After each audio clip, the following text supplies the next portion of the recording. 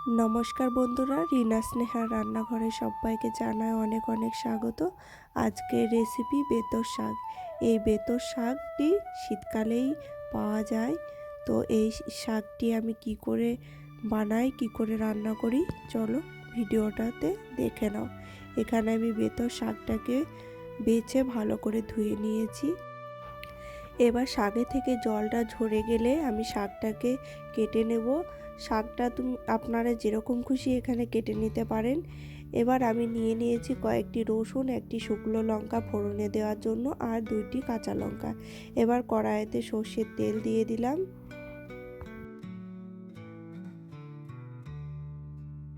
এবার ফোড়নে দিয়ে দেব একটি শুকনো লঙ্কা, আর দিয়ে দেব হাফ চামচ মতো গোটা জিরে।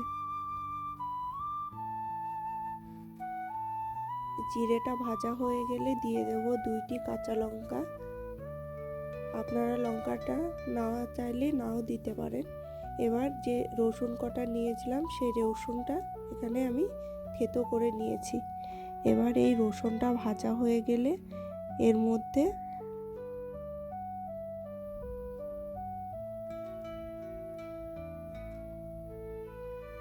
দেখুন রসুনটা ভাজা হয়ে গেছে।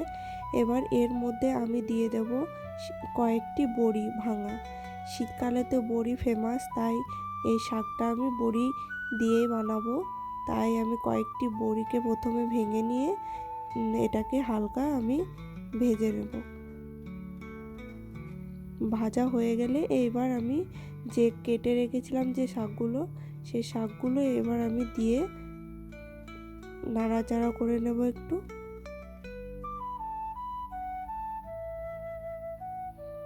এবার আমি দিয়ে দেব স্বাদ অনুসার লবণ, আর দিয়ে দেব হাফ চামচ মতো হলুদের গুঁড়ো।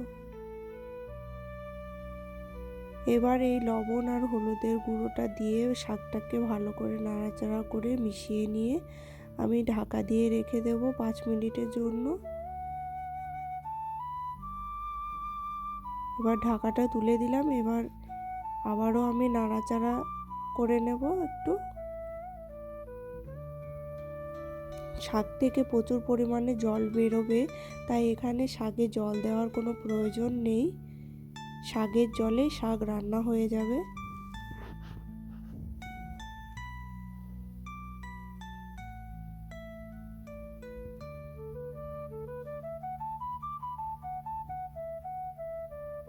শাকটা সেদ্ধ হয়ে গেছে কিনা এবার আমি একটু শাক একটা হাতে নিয়ে টিপে দেখে নিলাম। শাক সেদ্ধ হয়ে গেছে, এটি খুবই তাড়াতাড়ি রান্না হয়। এবার দিয়ে দিলাম হাফ চামচ মতো চিনি। এবার চিনিটা শাকের সাথে মিশিয়ে নেব।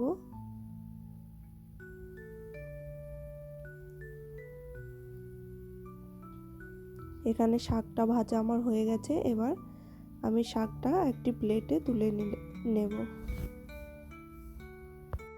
এই বেতর শাক 10 মিনিটের মধ্যেই রেডি হয়ে যাবে।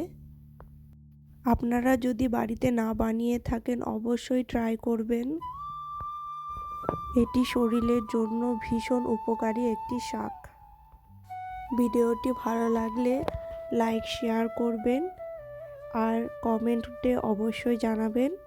সাবস্ক্রাইব না করলে চ্যানেলটি সাবস্ক্রাইব করে দেবেন।